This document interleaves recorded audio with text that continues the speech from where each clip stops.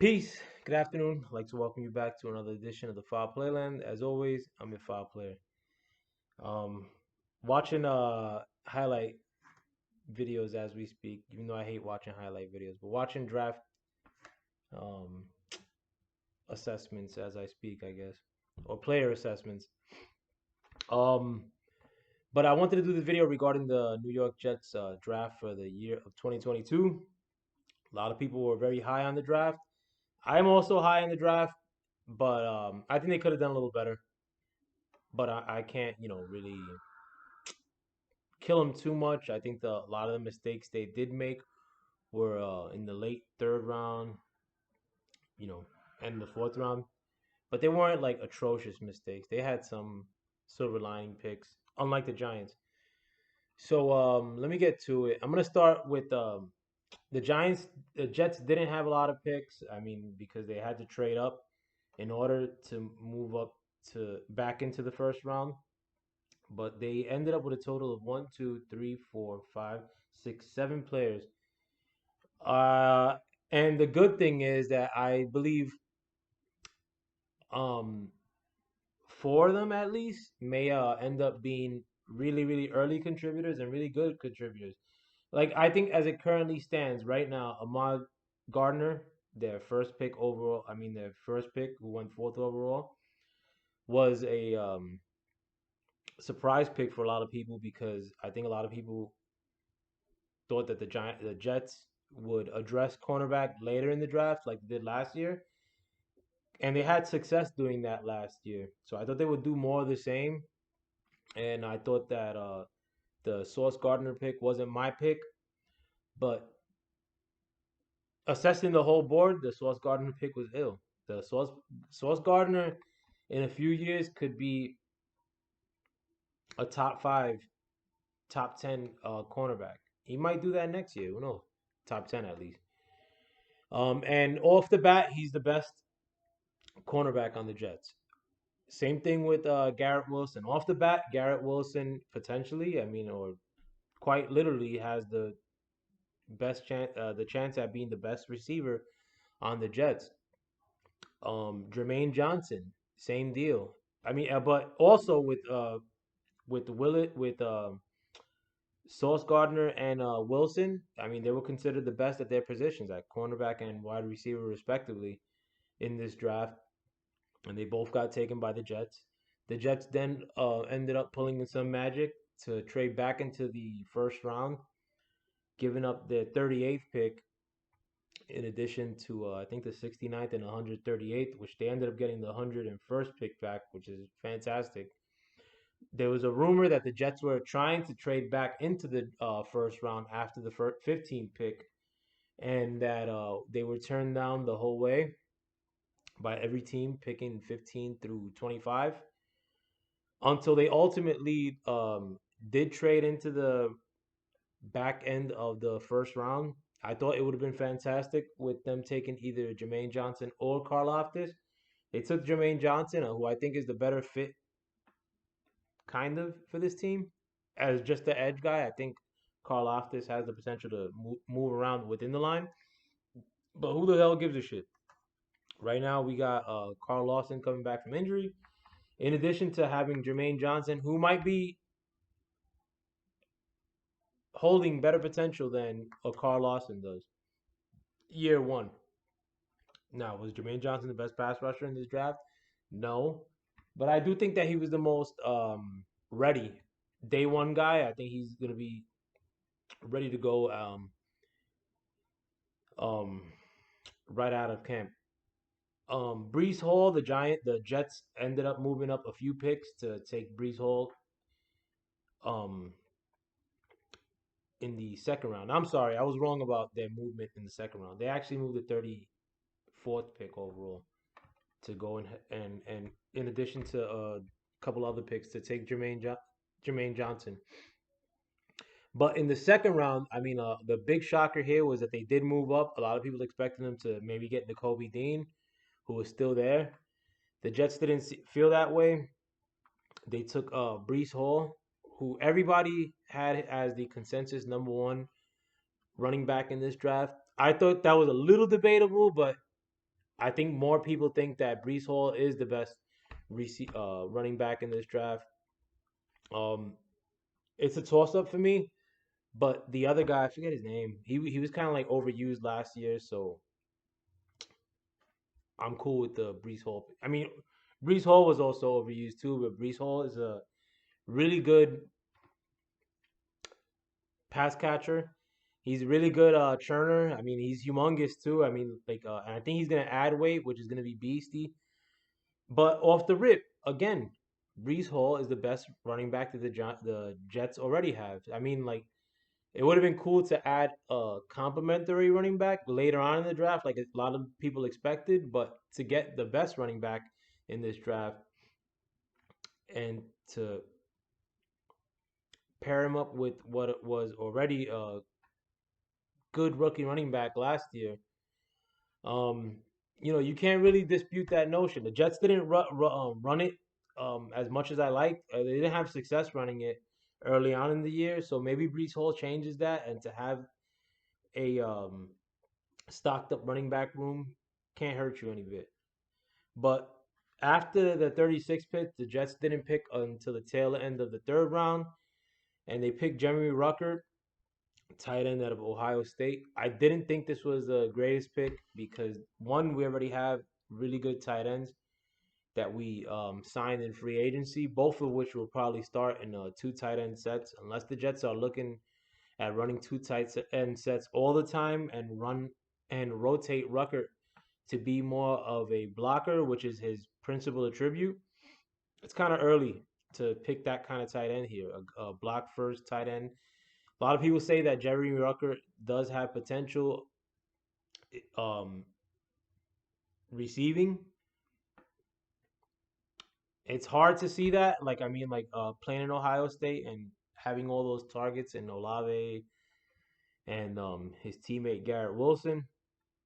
But I didn't see a lot of his pass catching potential. I mean, he did have a tendency to get open, but again, when you play with Olave and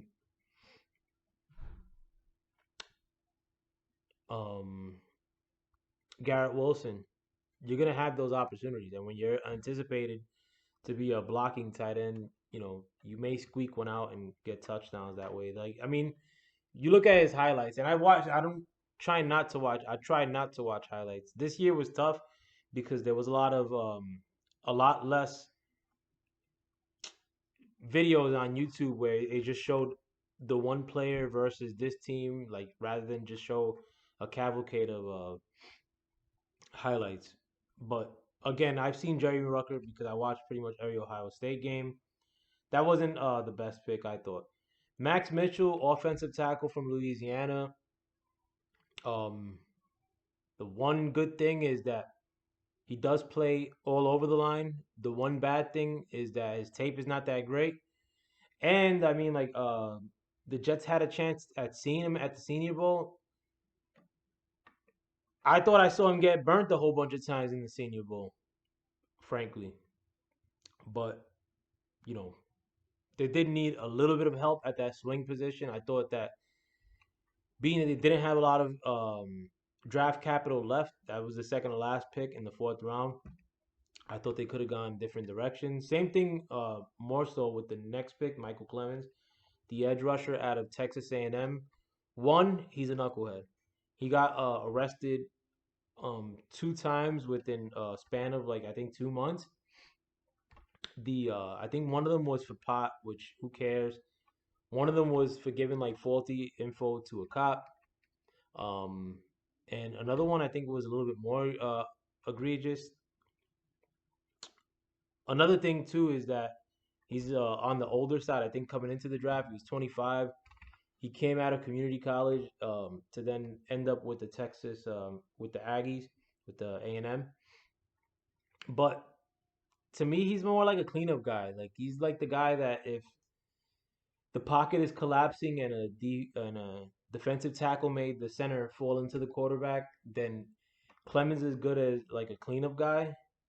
Um, I think I know what the Jets saw in him, like a guy who, while he's in the pocket, like while he's outstretched, like that. Those really long guys like are a pain in the ass, but they got to get into the pocket to become a pain in the ass. And I didn't see a lot of skill for Michael Clemons to do that in an exceptional way as far as making his way into the pocket one on one. I didn't see a lot of that really impressed me. Now he's not a bum, but the thing is that he's an older guy playing against younger cats in college, and he wasn't like lights out in my mind.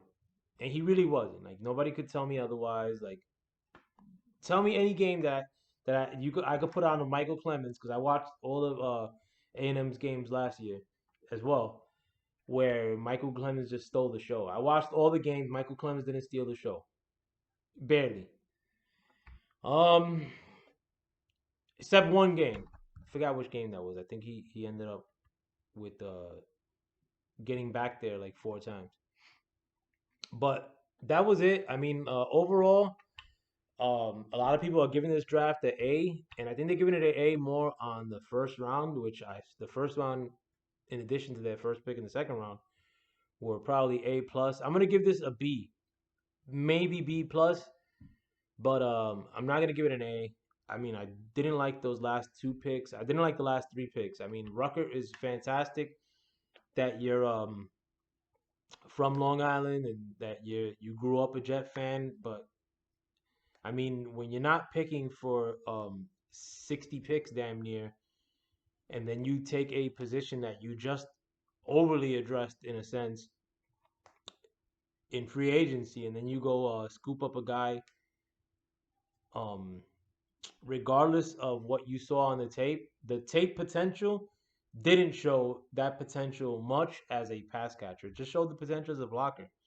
I mean, that's cool, but was he a better blocker than Isaiah Likely? Not one chance. And in addition to that, Isaiah Likely is 1,000 times a better catcher than fucking Jeremy Rucker. Kidding me?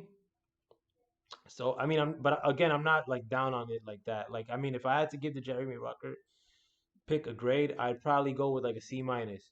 Whereas Max Mitchell to me is like a D plus, and Michael Clemens in the fourth round was an F. But culminatively, you got to give higher grades for what these teams do early on, and fucking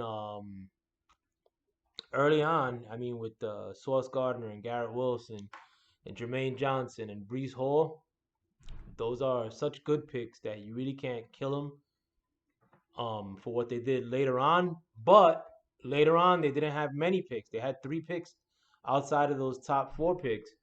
So they should have looked to add a linebacker maybe because Beavers was still on the board at that point, even though he went in the sixth round. But he would have been a perfect guy for the Jets, I thought. Whereas right now you have nobody. You don't have anybody at the linebacking core except one linebacker maybe. Um, so yeah, I'm gonna give this a B to B plus. And that's pretty good though. I mean, the Jets have had B to B plus drafts 2 years in a row, whereas other years the you could hope for best case scenario a D minus.